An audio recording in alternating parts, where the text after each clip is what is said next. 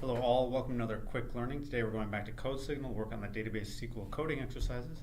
If you're joining this in the middle of the playlist, I'll put a link in the description below so you can start from the first video if you wish. Otherwise I'm going to go ahead and get started. So I'm going to the arcade, going to databases. We were about to finish up this section here, express your creativity, order prices.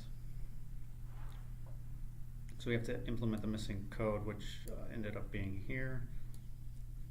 You're writing queries for the database of an online store. You were giving access to the orders and item prices tables, which has the following structure. So you've got orders, there's an ID for the order, the buyer's name, and then the items that were in that order separated by a semicolon. And that contains at least one ID. And then you've got an item prices table that has the ID of the item and the price of that item. Given the orders and the item prices table, write a function that will calculate each order's total price given the purchased items as a string of item IDs separated by semicolons. Okay, so this is what the orders table will look like. You've got the ID, the buyer name, and the items that they bought separated by semicolons in a list. And the item price is just item ID and prices. So they want you to write a function that when you input the different list of items, it's going to sum up the prices and give you a total.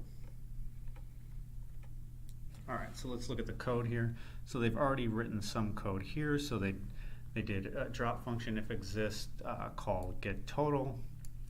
So if it already exists, it's going to drop it, otherwise it's going to create it.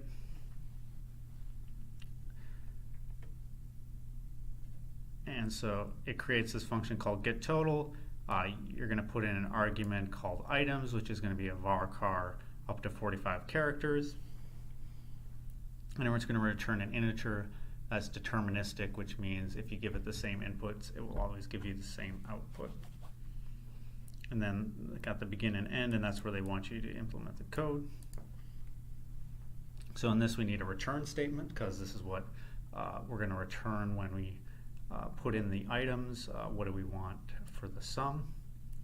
So you're going to select the sum of the price from the items prices table. So basically what this function is doing, it's going to look up 1, it's going to give you 100, it's going to look up 2, 200, so 100 plus 200 is 300, and then 14 is 50, so that's going to total up to 350. So you'll see here that's the total for that buyer there. 1 is pretty simple because it's just the price of 1, which is 100, and then the last one you'll see 1 is 100 plus 50 plus 75, which is 225, which you see here. So the magic here is really in the where function. So 1 equals 1 is just so if I wanted to comment out this line, it makes it easier if there's multiple lines. So it's just a convention when writing things out that makes it easier to debug code. And here we're going to use the function findInSet. So how that works is we're going to put in an ID. So in this case we're going to look at the item prices table, and we're going to see if that ID is in the items that we're putting into the function. So you'll see from the code they have in here in the procedures, they're going to select an ID buyer and get total, and they're going to fill it. Give this items list here of items with the ID here separated by semicolons as the total price from the orders. So that items goes in here into the replace statement. And we're going to replace the semicolon with a comma, because you'll see in the findSet function you need to use the different strings separated by a comma. So it's going to look, is that ID in the list of items that were given into this function?